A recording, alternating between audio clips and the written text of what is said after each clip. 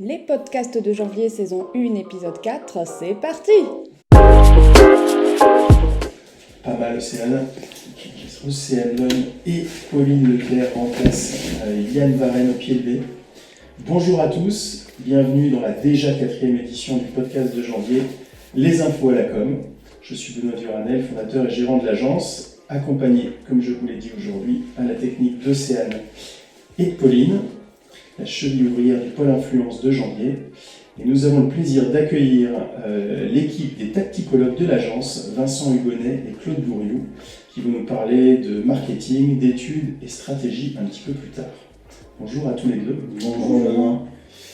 Alors, nous n'oublierons pas de faire un focus particulier aussi sur l'association du MHB, donc le Montpellier Handball, dont Vincent est le président depuis un peu plus d'1 an, si je ne me trompe pas. Et enfin, on abordera aussi, comme d'habitude, quelques actus chaudes liées à nos métiers. Alors, pas sur la stratégie aujourd'hui, Claude, comme tu me faisais remarquer, mais liées aux réseaux sociaux, à Twitter en particulier, dont le patron Elon Musk a su rester fidèle à son statut de trublion en virant, par exemple, puis en réembauchant tous ses salariés, en tout cas beaucoup de ses salariés, en appelant, encore autre exemple, à voter républicain alors qu'il avait promis d'être neutre. On parlera aussi de Mastodon, une appli qui semble un petit peu en tout cas séduire les déçus de Twitter. C'est un article dans le Midi Libre la semaine dernière. Et pour terminer, on fera un détour du côté des crypto-monnaies pour évoquer la faillite annoncée de FTX, le numéro 2 mondial du marché des cryptos. Là encore, un autre sujet qui passionne Claude, j'en suis sûr. Alors voilà, un ordre du jour riche. Alors on va vite commencer. Et commençons bien, on va parler des tacticologues de janvier. Parlons d'Ideco. Qui est Ideco? Vincent, Claude. Alors je vais me lancer. Ideco est une marque en fait, spécialisée sur les études et le conseil en marketing sur la région Occitanie, qui existe depuis maintenant presque 35 ans. Et notre métier est de réaliser des études de marché et au-delà de ça, de l'accompagnement, du conseil en marketing, en communication aussi, puisque le marketing aussi est lié à la communication et au commercial. Et on accompagne les dirigeants PME, TPE de la région, mais aussi les collectivités, dès lors qu'ils ont une thématique marketing qu'ils souhaitent aborder et pour lesquels ils n'ont pas forcément les compétences en interne. Et donc on vient les appuyer sur tous ces sujets depuis maintenant plus de 35 ans. Voilà. 35 ans, ça fait quand même pas mal. Vincent, il me semble qu'il y a 35 ans, tu ne devais pas être très vieux. C'est ça.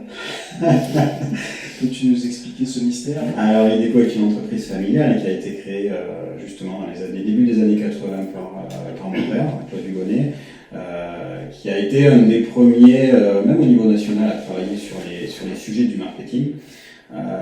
Petite anecdote, ça a été le chargé de TD de Georges Frêche à l'époque, qui lui-même s'est lancé dans le marketing. Et suite à ça, mon père a créé l'entreprise en 81. Il bossait à l'époque à la fois à la fac en tant que prof associé, mais aussi au sein de l'agence de communication Havas. Et puis il a décidé de s'émanciper et puis de créer cette structure. Voilà. Et quand on crée une structure, on essaie de s'accompagner de collaborateurs. Et Claude, qui est avec moi aujourd'hui, est une des premières collaboratrices de mon père et elle est toujours là. Voilà. C'est le dinosaure en fait. Voilà. C'est le dinosaure d'Ideco et des tacticologues maintenant. Moi, ça fait déjà 37 ans du coup que je suis là. Donc j'ai travaillé avec Claude au départ, puis Vincent a rejoint l'entreprise et du coup on a travaillé ensemble. Donc le marketing évolue, mais finalement pas tant que ça, parce que les outils qu'on utilise sont à peu près toujours les mêmes. Et on est le couteau suisse régional du marketing. En fait, on fait tout. Tout type d'études, donc Vincent parlait d'accompagnement, c'est particulier, parce que là on est vraiment sur la stratégie d'entreprise.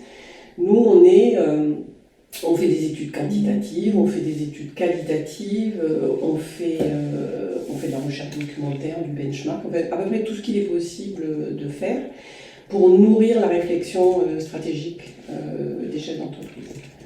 Donc si vous avez besoin de quoi que ce soit en termes d'études, c'est nous. Rentrons peut-être dans les détails, parce que c'est vrai que le marketing c'est un bien grand mot. Je effectivement, dans les services, la définition est plutôt relativement claire. Mais comment vous définiriez justement, vous, votre accompagnement ou vos services, peut-être dans le détail, qu'est-ce qu'une étude quali, qu'est-ce qu'une étude quanti, quand est-ce que c'est intéressant d'en faire, etc. En fait, je trouve que la difficulté pour les clients, c'est d'arriver à définir ce dont ils ont réellement besoin. Parce que Vincent a utilisé tout à l'heure le terme d'étude de marché, qui est à peu près la seule chose qu'ils identifient, les clients, correctement, d'études de marché. Et en fait, on fait quasiment jamais d'études de marché. C'est vraiment très spécifique, l'étude de marché. On fait des études du marché, plus souvent que des études de marché. Alors, on dit, je chipote, mais en fait, non, c'est exactement ça. Et quand on dit études du marché, ça veut dire qu'on a des outils à ce moment-là qui sont à notre disposition. Et les études quantitatives, ça va être tout ce qui peut provoquer comment on pourrait dire ça, on va mesurer par l'étude quantitative, donc on fait des enquêtes, tout type d'enquête, ça peut être du face-à-face, ça peut être Internet. Et par exemple, quand tu dis qu'on peut pratiquement tout mesurer, des exemples d'études peut-être on fait des études de satisfaction, c'est vraiment l'étude la plus courante, on peut faire des études de notoriété, on peut faire des études d'image. Là, ça a vraiment un intérêt de mesurer, parce que ça permet de se comparer avec d'autres sur les mêmes secteurs, ça permet de voir comment, par exemple, la notoriété évolue. Je sais pas, vous devez faire une campagne de com. Si vous faites une étude avant et après, vous pouvez mesurer assez facilement si la communication a apporté quelque chose. Donc, c'est vraiment l'idée, c'est ça. On ne fait ça qu'à partir du moment où il y a un intérêt à mesurer. Je crois que la force de notre réflexion des tacticologues, c'est qu'on essaie de répondre aux attentes des clients. Souvent, les clients arrivent avec une question clé. Voilà. Et nous, on va travailler avec ce client pour essayer de trouver la meilleure méthode pour répondre à ses attentes et ses besoins. Voilà. Donc, par exemple, effectivement, une entreprise peut arriver et un chef d'entreprise peut nous dire « j'ai besoin de savoir si mon entreprise a une notoriété forte sur mon marché et je ne sais pas comment aller la mesurer. » Et donc là, nous, on va amener la méthode qui permet de mesurer cette attente et ce besoin pour l'entreprise. Voilà. Donc souvent, les dirigeants ou les directeurs marketing, parce qu'il y en a quand même sur notre territoire, arrivent avec une thématique et nous, on va essayer de mettre en place les outils pour répondre à la problématique qui était demandée. Voilà. Donc c'est pour ça que quand on dit qu'on fait du mouton à 5 pattes, c'est souvent ça. On a la palette très large des outils marketing, qualitatifs ou quantitatifs, et on va mixer pour arriver à la réponse qui était demandée au départ. Alors peut-être juste pour revenir sur cette spécificité, un quantitatif, qualitatif, quelle est la différence justement en dehors de la méthodologie ou qu'est-ce que vous mesurez exactement? Alors c'est vraiment deux objectifs différents. Sur le quantitatif, donc l'idée c'est de mesurer, de réduire, de rendre l'information digeste. Sur le qualitatif, on est plus dans une logique exploratoire. En fait, on va essayer de comprendre des fonctionnements. Et du coup, on est sur des outils qui sont différents dans la mesure où, sur le quantitatif, tout est fermé, on vous pose des questions, on vous demande de répondre par oui, non, peut-être, des choses comme ça. Alors que sur le qualitatif, c'est systématiquement très ouvert et on n'enferme pas les gens dans un cadre. Donc, on les laisse être le plus créatifs possible et ce sont des entretiens qui sont en face à face, qui sont beaucoup plus longs et du coup beaucoup plus approfondis et ça nous permet d'aller au fond des choses. On ne cherche pas la même chose en fait, tout simplement. Et par rapport à ce que disait Vincent, moi je pense que ce qu'on doit apporter au client, la valeur ajoutée qu'on peut lui apporter au départ par rapport à sa question, c'est qu'on va essayer de trouver le meilleur compromis entre le coût, parce que les études ça a un coût, ça peut être assez onéreux, donc entre le coût et la qualité de l'information qu'on va apporter. Et à chaque fois, on essaie de trouver le meilleur outil qui va apporter des réponses à un coût qui reste supportable pour le type d'entreprise à qui on s'adresse. Voilà. Sachant qu'une petite entreprise n'a pas les mêmes moyens qu'une grosse. Vincent parlait tout à l'heure des petites entreprises, grosses entreprises, collectivités. Oui, tout à fait. Un cœur de métier particulier ou en tout cas plus spécifique ou... Non, on a fait le choix d'être fort sur le territoire d'Occitanie. Donc pour être fort sur le territoire d'Occitanie, on est multispécialiste de tous les secteurs d'activité. Donc Aujourd'hui, tout à l'heure, je vais vous quitter, je vais traiter de la thématique de l'eau, et l'après-midi, je vais parler de poissons. Le soir, je vais rentrer, je vais travailler avec une fédération sur les aveugles, travailler sur les aveugles. Tous les jours, on a des métiers et des secteurs, c'est ce qui fait la richesse d'ailleurs. Et c'est comme ça qu'aujourd'hui, on existe encore et qu'on est une des rares entreprises indépendantes sur nos métiers, même au niveau national. Donc, multisecteur. Avec quand même quelques spécificités, notamment sur la thématique de l'eau où on est très fort, le tourisme où on développe aussi pas mal d'accompagnement et d'études pour l'ensemble des prestataires et des sites touristiques notamment. Voilà, ça c'est deux métiers qui sont sur lesquels on est plutôt bien positionné. Et puis après derrière, chaque fois qu'on a des entreprises qui nous répondent, on est capable, puisqu'en fait nous ce qu'on fournit, c'est des outils. Voilà. Les outils de réflexion. Et c'est vrai qu'au fil du temps, on est intervenu sur des secteurs et on s'est un peu spécialisé. Mais c'est vraiment par opportunité et par des thématiques qui, à un certain moment, ont intéressé plus. À une époque, on a beaucoup travaillé sur le vin, par exemple. Après, on a beaucoup travaillé avec la presse aussi, la presse quotidienne. On a beaucoup travaillé avec Midi Libre, enfin la presse locale et régionale. Mais on a travaillé aussi avec la presse nationale. Donc ça se fait aussi un peu au fil de l'eau. Oui, puis j'imagine que vous êtes un peu à l'image de la région aussi, non? On parle de vin, de presse, oui, c'est exactement ça. Exactement ça. On est proche de l'activité du territoire et aussi on accompagne nos entreprises chaque fois qu'elles se développent. Voilà, quand une entreprise est de taille moyenne et qu'elle grossit, généralement quand même on accompagne ça, on accompagne au développement. Voilà. Donc dans le profil des entreprises, c'est vrai qu'il est très divers. Je pense que ce qu'il faut retenir, c'est que souvent on vient régulièrement appuyer des entreprises PME qui n'ont pas encore peut-être forcément les moyens d'avoir en interne une direction marketing, et c'est pour ça qu'on est souvent très proche du dirigeant d'entreprise, puisque de temps en temps on fait aussi office de cette fonction-là. En tout cas, on est le miroir marketing du dirigeant, et donc ça pour la PME c'est assez important. Et puis on va beaucoup plus loin, où on est capable d'aller travailler avec des grands groupes qui ont des structures qui sont déjà bien formalisées, mais qui par contre à l'inverse ont besoin d'une spécialité qu'elles n'ont pas en interne. Par exemple, on parlait de la satisfaction, avec des grands groupes on peut aller faire des enquêtes de satisfaction parce qu'en interne ils n'ont pas la compétence. Donc on vient amener de la compétence qu'ils n'ont pas. Donc voilà, on est très très large sur ces métiers. Ok.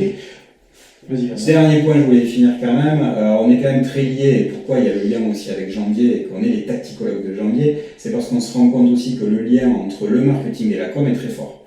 Et aujourd'hui, même les stratégies qu'on va mettre en place, derrière de façon opérationnelle, ça se décline sur la com. Donc l'idée de travailler avec Janvier, d'être les tacticologues de Janvier, c'est ça qui est intéressant, parce que ça permet à l'agence d'avoir aussi des billes pour améliorer la pertinence de ce qu'elle va proposer en matière de communication pour une entreprise. Donc voilà aussi où il y a le lien qui est très fort. Oui, c'est vrai que je voulais revenir aussi. Janvier, vous avez suivi pour la plupart l'arrivée de cette nouvelle marque, ou la marque sur laquelle on communique aujourd'hui. Janvier, c'est l'association de l'agence de communication DP News créée en 2006 et l'agence Ideco, donc qui a 35 ans aujourd'hui. C'est ces deux entités. Ideco est aujourd'hui filiale de DP News. C'est ces deux entités qui réalisent l'entité Janvier sur laquelle on communique aujourd'hui. Exactement ça. On peut peut-être donner un exemple précis là-dessus de comment en fait nos compétences peuvent se compléter et puis s'enrichir. Quand par exemple vous, Janvier, vous avez un client qui arrive avec une envie, il souhaite par exemple refaire son site internet, nous on peut intervenir avant pour et permettre au client d'aller plus loin dans sa réflexion sur ce qu'il veut faire à travers son site. Donc se poser des questions stratégiques, à qui je m'adresse, quel est le positionnement que je veux avoir, ce genre de choses. Et en même temps, on peut vous fournir par exemple des benchmarks sur ce que font les concurrents, ce qui peut donner aussi aux clients des idées sur vers quoi ils voudraient aller par rapport aux autres. Et en fait, toute cette partie amont, qui est généralement faite dans les agences, nous on la prend en charge la plupart du temps et ça fonctionne très très bien. Et du coup ça permet à l'arrivée d'avoir un site internet qui est en adéquation avec ce que les clients peuvent rechercher, puisqu'on peut aussi intervenir sur les clients, on l'a fait sur certains de nos clients. Donc finalement c'est extrêmement complémentaire et enrichissant des deux côtés.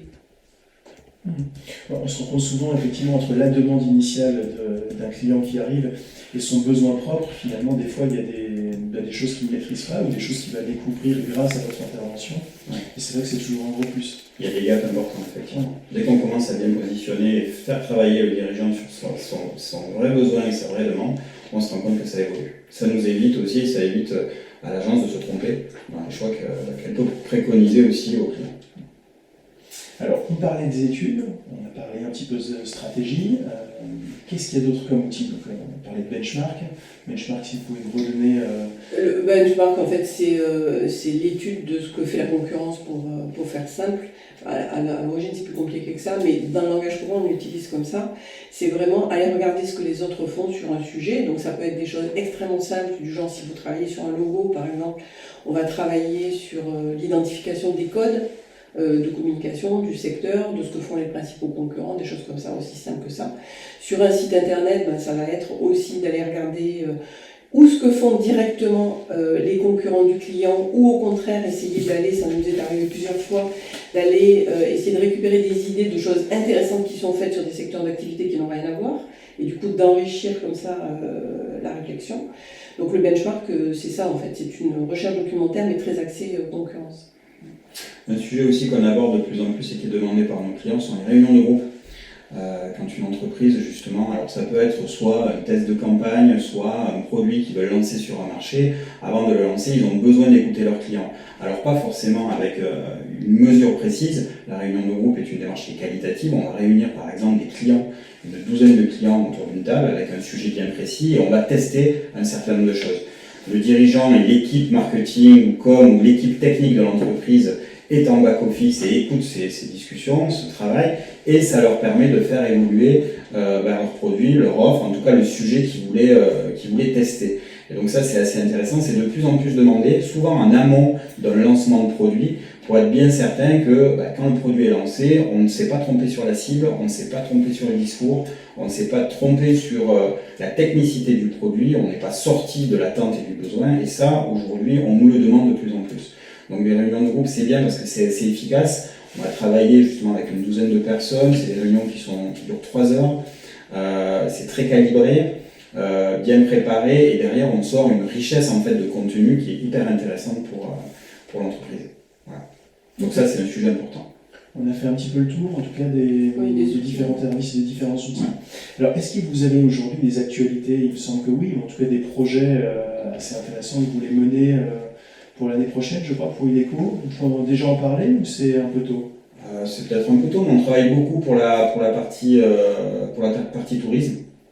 On est en train effectivement de réfléchir à la relation que l'entreprise Ideco peut avoir avec justement les acteurs du tourisme, notamment sur le littoral, essentiellement, sur la région Occitanie.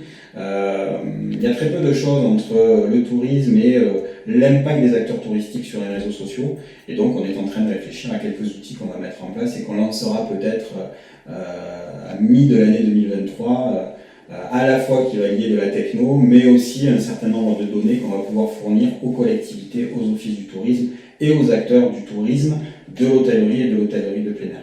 Mais ça, peut-être qu'on en dira un petit peu plus. Je pense que c'est d'ici bien 2023. si on se dit qu'on réinvite Ideco le 3e jeudi de juin, par exemple, 2023, pour une petite annonce, ça serait Exactement. Exactement. On note, on va le noter en bio, comme ça, tu ne pourras pas revenir dessus. C'est noté. J'ai mis dans mon agenda. Alors, il y a aussi autre chose, un autre sujet dont on va pouvoir parler, c'est ta deuxième casquette, Vincent. Donc, tu n'es pas seulement gérant de la société Ideco, tu es aussi depuis 1 an président de l'association du MHB, donc du Montpellier Handball. Explique-nous tout ça, parce que c'est vrai que je pense que pour plein de gens, alors il y a l'association, il y a l'entreprise, c'est un petit peu compliqué. Je sais que c'est quelque chose qui te suit, c'est une passion que tu as depuis tout petit, et tu es un ancien joueur. Exactement. Tu joues encore un petit peu, non aussi? Encore un petit peu en loisir, mais... Bon, alors dis-nous tout sur le MHB et ton investissement comme président. Le Montpellier Handball, c'est ce qui a structuré un petit peu ma vie, mon comportement, ma façon de travailler. Je suis passionné de handball depuis que j'ai l'âge de 7 ans et je suis licencié au Montpellier Handball depuis l'âge de 7 ans. Voilà, j'étais tout benjamin et puis j'ai fait du handball. Je n'ai jamais quitté ce sport. même pendant mes études et encore aujourd'hui, puisqu'effectivement je suis maintenant président de la partie association du club, mais aussi encore un peu joueur en loisir dès que j'ai le temps. Voilà. Donc le Montpellier Handball, avant de parler de structure, alors effectivement il y a des structures juridiques, mais c'est avant tout une marque. C'est une marque aujourd'hui qui, cette année, sur l'année 2022-2023, pour cette saison-là, fête ses 40 ans. Et donc ça, c'est un sujet qui est très très important au niveau du club. Donc oui, effectivement, le club c'est une marque qui est forte. Alors moi c'est un sujet qui m'intéresse puisque je fais du marketing, parler de marque et parler de handball, c'est un vrai sujet. C'est une marque qui est forte, qui se structure au travers effectivement d'une association. L'association regroupe en fait tous les licenciés du club. Et le Montpellier Handball est le club de handball le plus important de France. On a plus de 800 licenciés. On est, et c'est un travail avec la volonté d'aller vers le haut niveau, et c'est pour ça qu'on a une équipe phare. Et cette équipe phare elle est structurée autour d'une société avec des actionnaires. Et cette société est pilotée par Julien Deljari, donc on préside tous les deux le Montpellier Handball, moi sur la partie associative et Julien sur toute la partie professionnelle, mais globalement quand on parle comme si on était un, puisqu'on est exactement, on a la même vision, la même envie en tout cas de développer ce club. Voilà, donc derrière ce qui est intéressant avec la partie professionnelle, c'est qu'on a une implication très forte de la collectivité, que ce soit la métropole de Montpellier mais aussi la mairie de Montpellier, la région et le département nous suivent, mais surtout on a des actionnaires. On a 17 actionnaires privés du Grand Montpellier qui ont joué le jeu depuis 2012 à accompagner l'entreprise. Et ça, c'est une vraie richesse pour le club.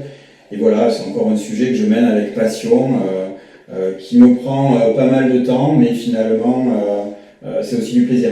Voilà. Je ne le ferais pas s'il n'y avait pas de plaisir là-dedans. Et je tiens à dire que je suis bénévole.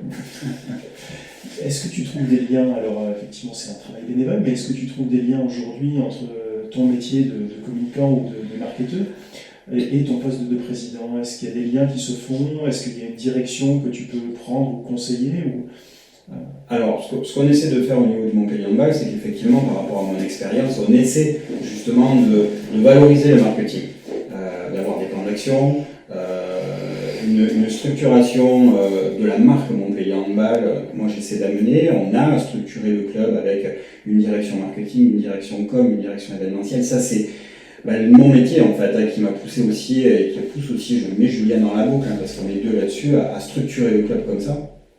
Et ça, c'est important. Je pense qu'on a toujours été dans une démarche au Montpellier Handball d'innovation et notamment d'innovation marketing événementiel. Fêter les 40 ans. Je crois qu'on est le premier club et de la façon dont on va le faire, on est le premier club en France à le faire. On a toujours été innovant là-dessus. Je pense que c'est lié justement au fait qu'on est capable d'analyser, d'avoir une vraie démarche marketing et d'être très orienté client. Et ça, c'est important. Voilà.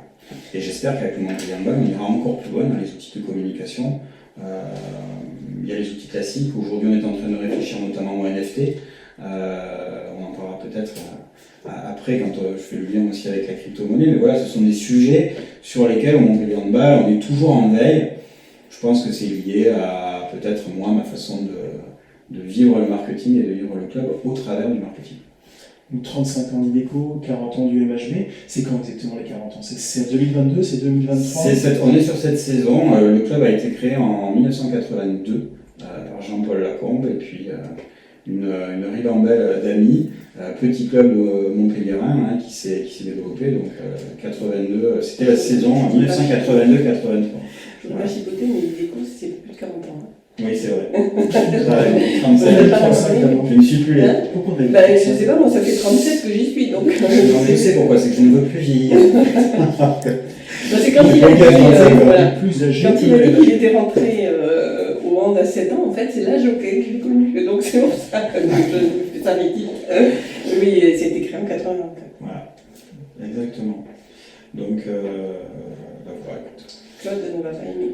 Pour rester dans le sujet comme marketing, est-ce qu'il y a des actions particulières pour les 40 ans du MHB ou pas plus que celles que vous faites d'habitude? Parce que le club communique déjà beaucoup, il me semble. Alors le club communique beaucoup, il va y avoir pas mal d'événementiels qui vont être faits tout au long de l'année. Donc ça, je ne peux pas encore en parler parce qu'on n'a pas arrêté complètement les actions. Mais oui, ce qu'on attend du Montpellier Handball aujourd'hui, évidemment, on a un club sportif, mais on a un club qui est intégré dans la ville. Et donc, il y a beaucoup d'actions qui vont se faire sur le territoire, en partenariat avec la métropole et la ville. On ne peut pas tout révéler, mais il va y avoir un sacré nombre de surprises, notamment à partir de la rentrée. Voilà. Avec certainement un grand événement qui sera fait courant mai-juin, un événement populaire, puisque le club est un club populaire, et donc on va essayer de mener une action très forte sur notre fin de saison qui se déroule généralement sur le mois de mai et de juin. Voilà. Et j'espère qu'elle sera d'autant plus renforcée que nous serons champions de France, je l'espère, et pourquoi pas, nous gagnerons la Coupe d'Europe, puisqu'on est engagé en Coupe d'Europe. Je crois que le début de saison est plutôt pas mal cette année. Ça fait pas mal de matchs que le club est invaincu, si je dis pas de bêtises. C'est exactement ça. On est premier ex aequo avec Paris et Nantes, donc on se tire à la bourre là-dessus sur la tête du championnat, et je n'espère pas qu'on soit unique premier à la fin de la saison. En tout cas, c'est tout le mal qu'on se donne avec le club et avec les joueurs aussi. Bon, super, on va croiser les doigts et parier sur Montpellier Capital Sport pour le hand aussi pour l'an prochain. Merci Vincent pour cette petite aparté sur les MHB. Joyeux anniversaire au club, et on a hâte de découvrir quels seront les événements dont tu parlais à la rentrée. On va aborder un autre sujet maintenant, un peu plus polémique. Alors je sais que c'est pas le sujet de prédilection de Claude. Bah si, justement, j'ai plein de choses à dire. C'est super. On va parler de Twitter. Twitter, je pense que vous avez tous, les uns et les autres, avez reçu une ou plusieurs actus, le rachat de Twitter, le feuilleton du rachat depuis un peu plus d'1 an, le fait que finalement ce rachat se fasse, qu'il y ait des annonces à U et à CRI pour dire qu'on allait licencier la moitié de l'entreprise, qu'on allait remettre des projets payants, des comptes certifiés. Et donc en fait c'est un petit peu le boxon depuis quelques semaines, à tel point que Elon Musk a annoncé un petit peu tout et son contraire, donc de licencier tout le monde. Il en réembauche une partie parce qu'il s'est rendu compte que c'était trop compliqué. Il annonce des comptes certifiés payants sur lesquels finalement il revient parce que ça a donné lieu à pas mal de trafic finalement, de vrais faux comptes qui ont fait des annonces, c'était assez rigolo d'ailleurs. Mais tout est un peu mis en stand-by. Bref, qu'est-ce qui se passe chez Twitter? Et donc Claude, tu disais que ça t'intéressait. Oui, mais ça m'intéresse parce que je trouve que c'est un très très bon exemple de rachat raté finalement. Et que je ne comprends pas. C'est-à-dire que quelqu'un de ce niveau-là, parce qu'on sait ce qu'il veut, ce qu'on veut de Musk, il est quand même à la tête de grosse boîte. Il envoie des fusées dans l'espace, donc il n'est pas forcément si... Bon, il est particulier, mais on va dire, ce que je n'arrive pas trop à comprendre, c'est l'amateurisme, l'impression d'amateurisme que ça donne. C'est-à-dire, il rachète, il a annoncé ça au mois d'avril, il a racheté effectivement en octobre, et il ne se passe rien. Et à chaque fois qu'ils ouvrent la bouche, c'est pour annoncer quelque chose qui démonte le lendemain. Donc stratégiquement, si on se passe côté tacticologue, je trouve ça hyper étonnant qu'il n'y ait pas un plan de rachat déjà, qu'il y ait un plan d'action qui soit clair. Là, ce qu'il a fait direct, c'est qu'il a envoyé des équipes de Tesla pour faire à la limite un audit de la façon dont les gens de Twitter travaillaient. Je trouve ça extrêmement étrange et du coup, ça dessert de façon lamentable le réseau lui-même. Personne ne sait ce que ça va devenir. On a l'impression qu'il va pouvoir s'y dire à peu près tout et n'importe quoi, alors qu'il jure, c'est grand Dieu que non, ça ne deviendra pas une mare de boue. Donc je n'arrive pas trop à comprendre. Je pense qu'il se dessert lui-même et surtout il dessert le réseau social et ça c'est dommage. Là aujourd'hui il est en train de se mettre à dos tous les gens qu'il finance. C'est quand même un exploit assez incroyable. Hein. Des grosses boîtes comme General Motors disent bon bah terminé, on va couper on fait plus de pub, enfin ce genre de choses. J'arrive pas trop à comprendre et je pense que pour les gens qui travaillent chez Twitter, ça doit être absolument atroce. Alors, tu as raison, hein, c'est vrai que c'est un constat qu'on peut tous faire, mais est-ce que finalement cette impression de joyeux bordel ou de triste bordel, finalement, est-ce que ça ne serait pas voulu d'une certaine manière? À mon avis, c'est pas possible que ça soit voulu parce que ça les dessert trop. ça donne vraiment l'impression de, il n'y a pas de plan, il n'y avait pas de plan en fait, de plan d'action réellement derrière. Donc il le fait au fil de l'eau. Et sur un réseau social, on attend quoi d'un réseau social en fait? On attend notamment une modération qui soit impeccable, avec une ligne qui soit hyper claire. Et là, il dit des choses et le lendemain, il dit votez Trump. Non, c'est pas cohérent. Je crois qu'il a dit voter républicain. Oui, c'est la pareil. même chose. Mais... Trump a annoncé qu'il était candidat, ça y est, donc oui, ça revient au même. Donc enfin, il n'y a pas de cohérence et du coup, un chef d'entreprise qui n'est pas cohérent, c'est compliqué en termes de stratégie et c'est compliqué surtout pour les gens qui travaillent. Et après, sur un réseau social, pour les gens qui s'expriment sur ce réseau. Est-ce qu'on a envie de s'exprimer sur un réseau dont on ne sait pas s'il y a des propos antisémites, s'ils vont être censurés, ce genre de choses? Non, je crois pas. Je crois qu'on attend justement une certaine sérénité par rapport à ça. Et pour revenir à la question que je te posais juste avant, c'est quand même quelqu'un dont on parlait, Elon Musk, qui a tout réussi ou presque. Finalement, ce rééquilibrage, ce recentrage qu'il est en train de faire de façon, oui, qui paraissent un peu bizarre, est-ce que ça ne va pas fonctionner aussi? Est-ce qu'on ne s'attend pas à ce que ce que fait Elon Musk marche? Donc finalement, malgré le fait que... Aujourd'hui, Twitter vit avec 90% des revenus de Twitter, c'est la pub. Donc à partir du moment où les gros comptes commence à verrouiller et à dire on y va là. On attend de voir en fait, parce que c'est ça. Comme la ligne n'est pas claire, ils attendent. Ils perdent, je ne sais plus combien c'est, 200 millions par jour, un truc délirant. 4 millions par jour. Voilà, c'est un truc complètement délirant. Donc si rapidement les gens qui investissent sur Twitter ne sont pas rassurés, je ne vois pas trop comment il va pouvoir survivre. Voilà, c'est exactement ça. Effectivement, Claude sur le fond a raison, mais je me demande aussi si ce brouhaha, c'est pas finalement un bordel organisé. Et s'il n'y a pas quelque chose derrière qui est plus intelligent et qu'on ne voit pas. Pour ceux qui ne voient pas, Claude hoche la tête de façon négative. Alors, ce qui est bien avec Claude, c'est qu'on se connaît et souvent on n'est jamais d'accord. On est jamais d'accord. Et c'est ce qui fait la richesse d'ailleurs de nos relations. Mais oui, moi je suis d'accord sur le principe avec ce que dit Claude. Maintenant, je me dis il doit y avoir quelque chose derrière. Quand Elon Musk a créé Tesla, on l'a tous pris pour un fou et il a failli fondre les plombs. SpaceX, tout le monde l'a pris pour un fou, il s'est mis tout le monde à dos et aujourd'hui, il envoie plus de fusées que ce que fait la NASA ou notre structure européenne.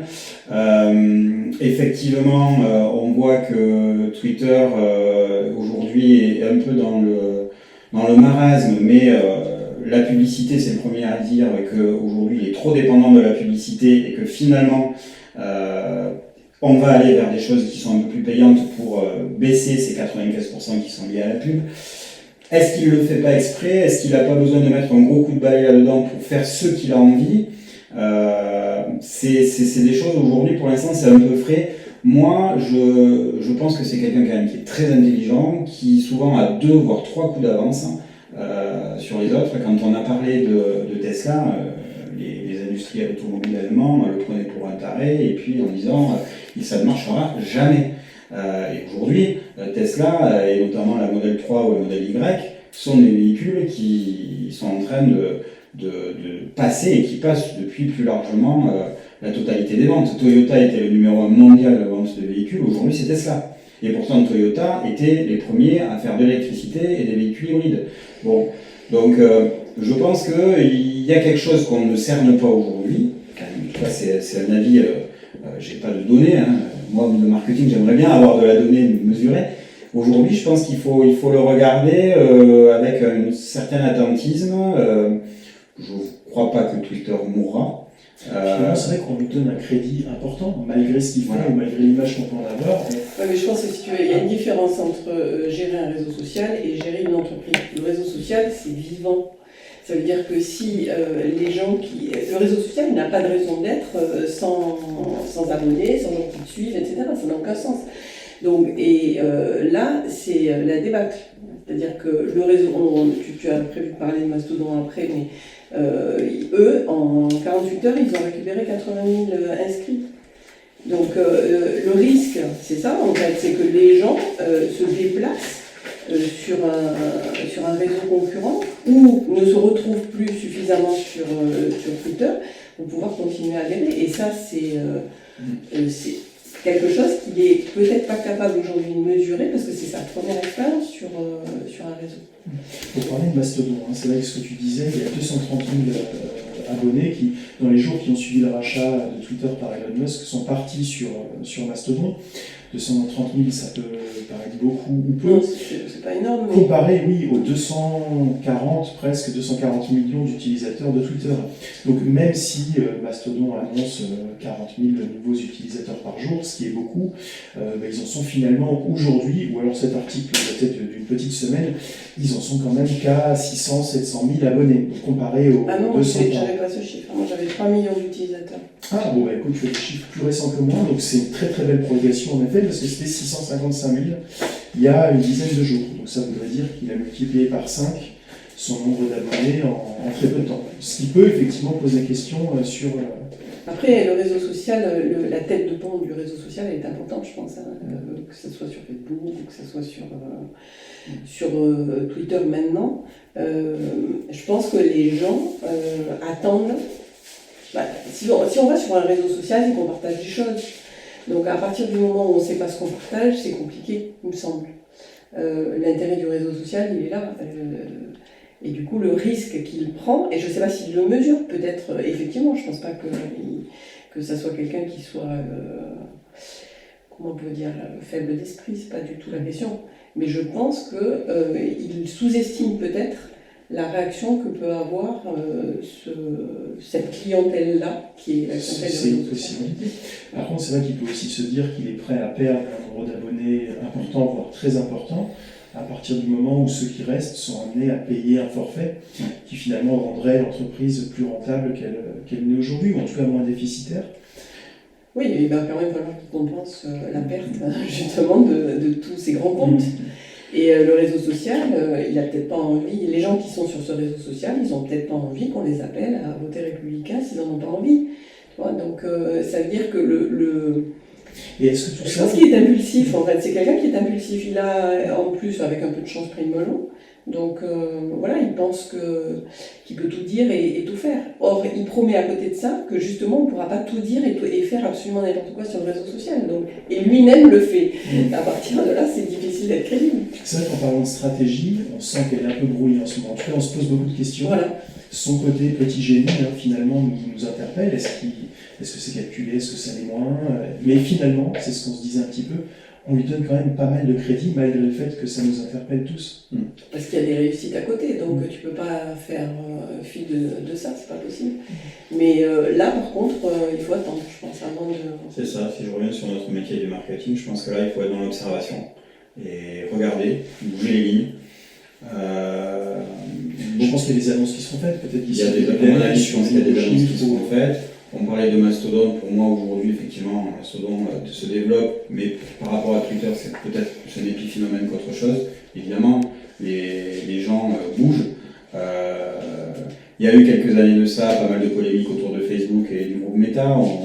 Quelques années, on donnait Facebook comme un outil qui allait mourir presque, parce qu'il y avait d'autres réseaux sociaux qui arrivaient, et puis on voit bien qu'aujourd'hui, c'est encore un outil qui est indispensable.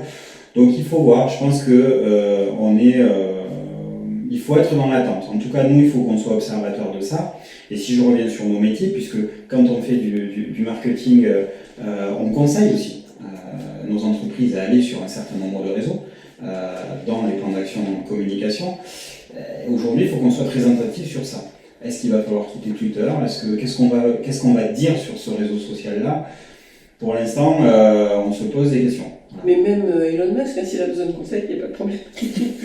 Elon, si tu nous entends, il est là pour toi. Mais ce qui est quand même, je trouve vraiment curieux, c'est ce côté où il a racheté Twitter en disant, en fait, moi je veux être le garant de la liberté d'expression, parce que c'était ça au départ.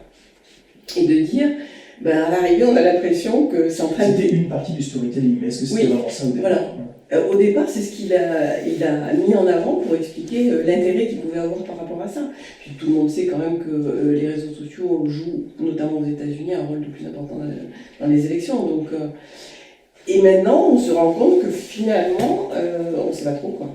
C'était un des sujets que je voulais aborder par rapport au vote, ou l'annonce d'Elon Musk qui conseille de voter républicain sous couvert d'un équilibrage des pouvoirs. C'est vrai que c'est peut-être moi un sujet qui m'a plus inquiété que les forfaits, ou en tout cas tout ce qui se passe de façon un peu plus interrogative sur la stratégie du moment.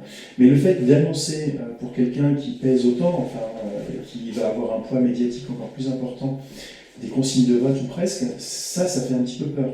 Peu importe, j'allais dire même, qui souhaite voter pour une personne ou une autre, le fait de l'annoncer comme ça, c'est un peu flippant. On se rend compte effectivement que sur les élections politiques américaines, les réseaux sociaux ont une influence très très forte. Trump a son propre réseau social aujourd'hui. Ah oui, ça s'est fait virer. Voilà, exactement. Mais il a été capable de créer le sien. Elon Musk a le sien maintenant. Est-ce qu'on ne va pas être dans ces guerres-là de communication au travers des acquisitions de réseaux sociaux? Une fois, il va falloir être dans l'observation. Il y a quelques années. Je crois que ça va être intéressant. On est à mi-mandat des élections américaines. On va regarder comment les réseaux sociaux au sens large et les dirigeants de ces réseaux sociaux se comportent là d'ici 2024, prochaines élections américaines. Oui, c'est un domaine qui évolue, ça serait intéressant d'avoir. Parce que quand même, dans les licenciements qu'il a effectués, il y a énormément de modérateurs qui ont été licenciés. Et le réseau social, vu la force du réseau social, ils ont un nombre de personnes qui modèrent le réseau qui est forcément hyper important. Et du coup, si on enlève ces gens-là, il n'y a plus de modération. Donc voilà. Alors pour ceux qui seraient un peu déçus, qui se posent la question, n'hésitez pas à essayer Mastodon. Alors Mastodon, c'est pas un oiseau bleu, a priori c'est un mammouth violet. Donc n'hésitez pas à tester, il y a des similitudes. Moi personnellement je ne suis pas allé, mais je vais regarder ce qu'il en est. Donc si ça vous intéresse, n'hésitez pas à tester. On sera peut-être tous obligés de changer dans les mois qui viennent avec ce qui se passe. Mais voilà, donc il peut y avoir en tout cas des nouveaux réseaux sociaux qui arrivent et qui grossissent de façon importante en peu de temps quand il y a des actualités fortes. Donc ça s'appelle Mastodon et vous trouverez, si vous ne le connaissez pas, les liens en bio du podcast. Et le dirigeant de Mastodon se fait un plaisir, il aurait tort de s'en priver d'ailleurs, se fait un plaisir de se positionner là contre ce qu'est en train de faire Musk. Donc ça lui permet de récupérer lui.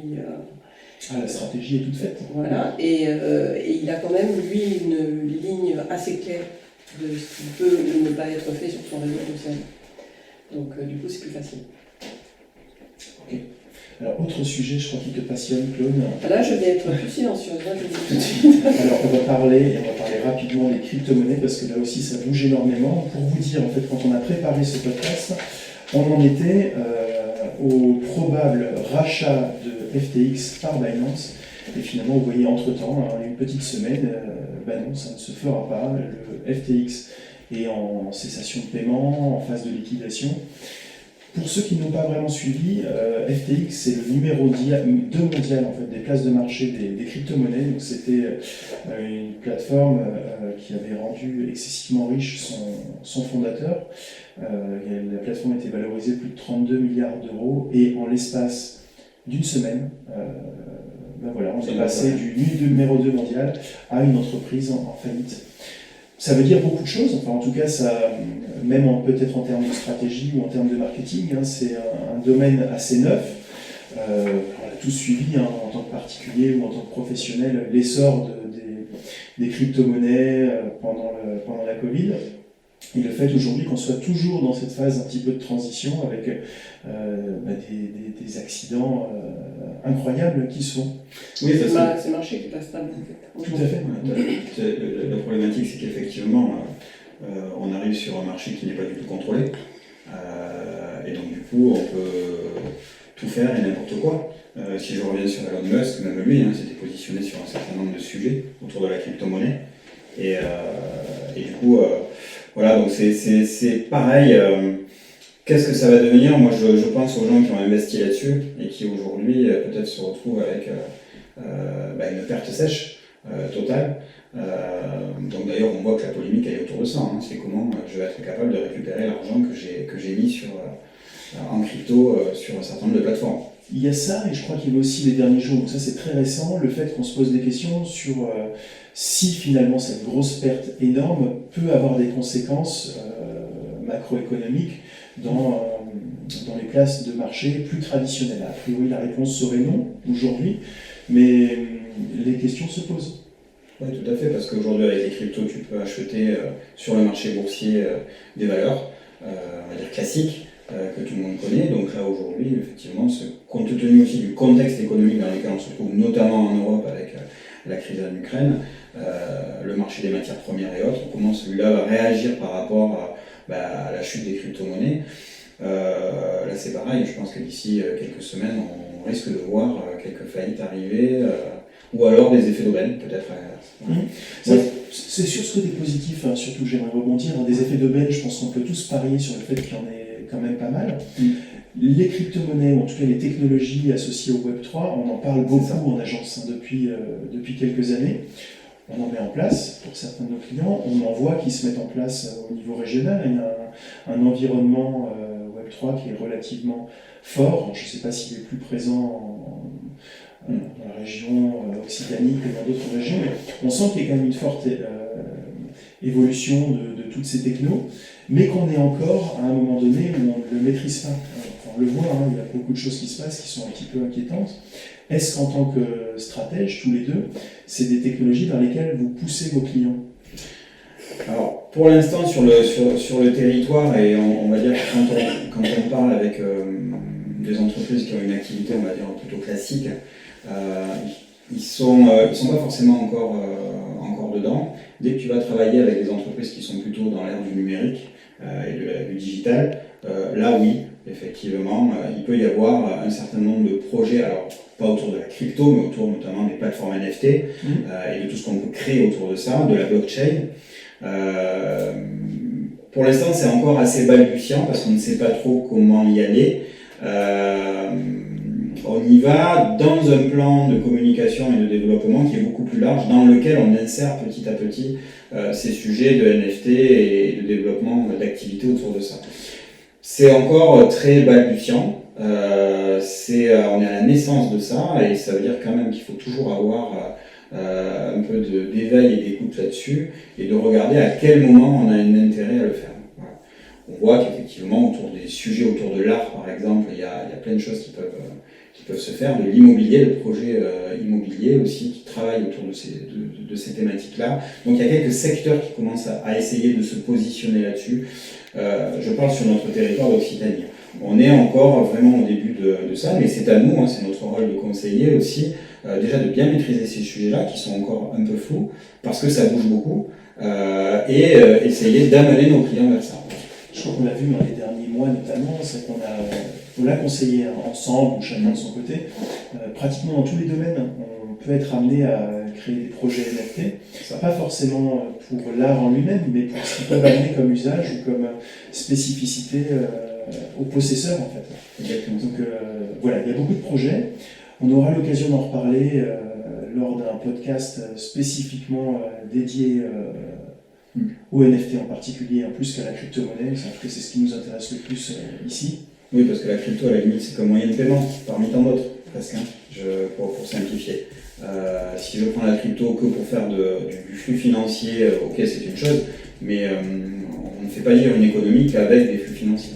Donc, comment je ramène la crypto sur du réel et du concret, ça c'est moins évident. C'est pour ça que les projets autour plutôt du Web3 et des NFT, là il y a peut-être quelque chose où on est capable de faire vivre à la fois du physique, mais aussi du digital total.